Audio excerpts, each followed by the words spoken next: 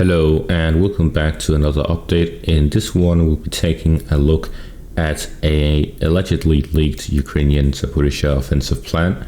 And this is essentially what I have been saying, but more detailed. So taking a look at this, we can see that there are a main direction and a distraction direction. The main direction is south of Oryhiv in the direction of Tokmak. And then there's the distraction direction, which is Velika Novosilka. So this is very interesting because this is accurately depicting what is actually happening.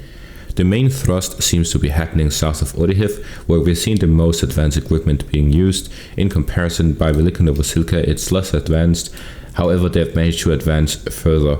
This shows that the Russian forces were less prepared and less fortified in this area in comparison to the north of Tokmak, and that the Ukrainians, although they had less advanced units, they still had a sizable force. And according to this, there is about 5 brigades here to the northeastern parts. Most likely these are some of the reserve brigades that aren't NATO trained and NATO equipped, at least to a lesser degree. So what we've seen is that they are trying to make some breakthroughs, make some advances here to draw the Russian forces to this part of the front line and then push them away from the Tokmak area, after which they want to launch a offensive spearhead in the direction of Tokmak and try to advance in this direction, break through the first defensive line. However, the issue seems to be that the distraction seems to also have advanced a fair bit. The Russian reinforcements arrived, but there doesn't seem to be any spearhead formation here to the south of Oryhiv. This could be indicated by the fact that the 2 attempts they've had at advancing seem to have failed, both in the direction of Novopokrovka, but also south of Novodanilivka in the direction of Robotine. They both seem to have failed and ended up with some tank graveyards through the Russian artillery, mine weapons, and so on. As the Ukrainians tried to advance through the minefield with mine clearing equipment, but then they were stopped by artillery strikes and especially attack helicopters. So according to the latest British Minister of Defense update, the Russians have sent additional 20 attack helicopters to this part of the front line. So they have a lot of attack helicopters in this part of the front line. And with the long-range missiles that is laser-guided, which is very accurate, it allows them to just shut down any Ukrainian offensive. So unless the Ukrainians are able to shoot down these helicopters, which they are unable to because they are just flying 10 kilometers behind the front line, then the Russians are just able to shut down any Ukrainian offensive, as all of the mine-clearing equipment is being destroyed at first, after which the rest gets stalled and are just setting ducks for the Russian weaponry. So this is why we've seen no real attempt at a large spearhead towards the Russian first defensive line.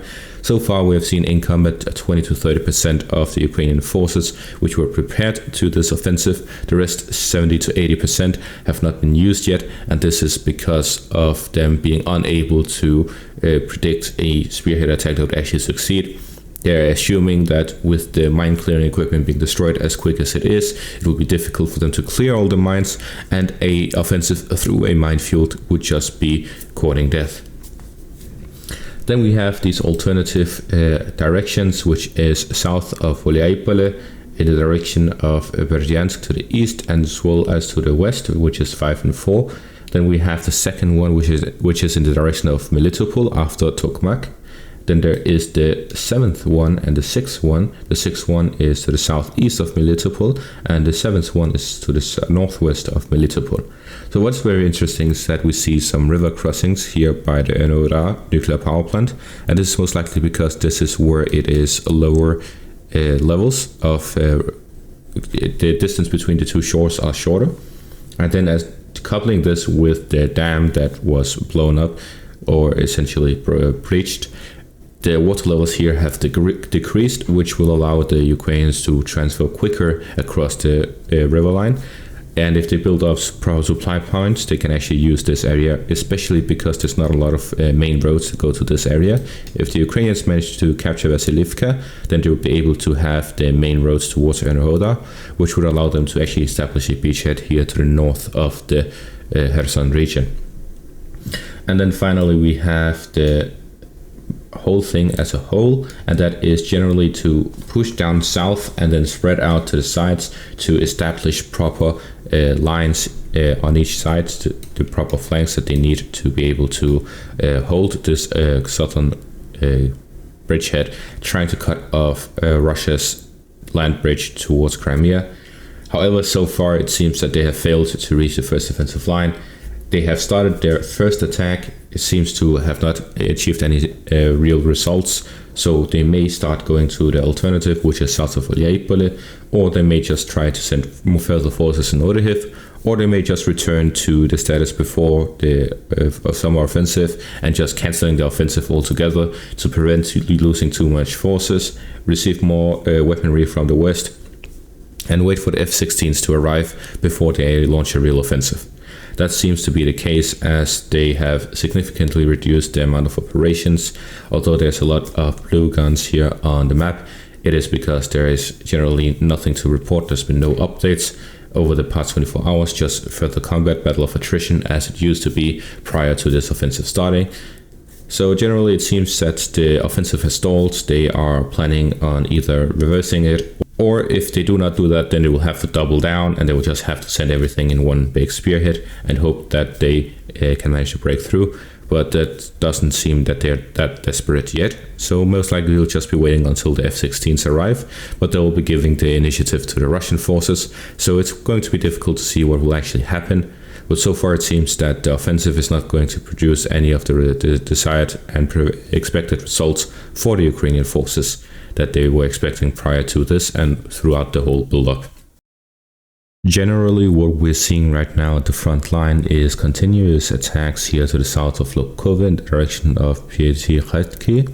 And as far as I know, based on my sources, the Ukrainians managed to capture this village, then the Russians counterattacked and managed to recapture it, and that they're now holding it. So it seems that there may be some attempts to continue probing the south side fronts, southwest of Orikhiv, as well as to the south of Velikonovosilka, where the Ukrainian forces continue some attacks here between Uroshaina and Novodonetsk through these fields and through down to Staromilnivka, which would essentially cut off the supplies to these villages to the north of them. So this is essentially what they should have been doing from the start. But the issue here is that through the fields there's a lot of mines, and there's also the Russian Ka-52 helicopters, which completely prevent them from gathering large numbers of forces, because then they would just instantly be shut down. Although they have to gather their forces in large sections, columns, because they need to clear the mines. So there's a lot of things that they have to consider, and it's very difficult for them to generally adapt to the situation, which would allow them to proceed with the least amount of casualties and the most amount of success. So currently the situation is that the Ukrainians do some side attempts. They're much slower and less powerful than at the start. So this is considered to be a loss of momentum. Even my Western sources, my Western mainstream media, Western pro-Ukrainian articles all say that the current situation doesn't look good for Ukraine. They've lost a lot of their momentum. They're unable to take advantage of the current situation to provide some results. So far it seems that they have only had minor results, and in comparison to the equipment they've lost, the soldiers they've lost, this is nothing that they can write home about and celebrate too much, as it seems that the only things they've managed to capture are some villages in the open fields that don't really have any significant value, and that they cannot really use for a offensive.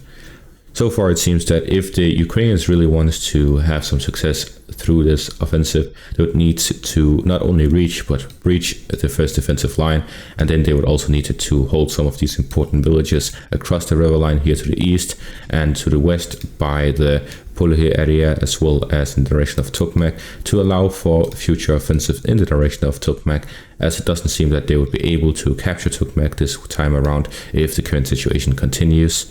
But essentially these villages by the first line of defense, either behind them or ahead of them, these are the most important to hold, as it will allow the Ukrainian forces to establish a better baseline for them to advance further on the next offensive, rather than spending everything here on a lost battle. And that is all for this update. Thank you for watching and have a great day.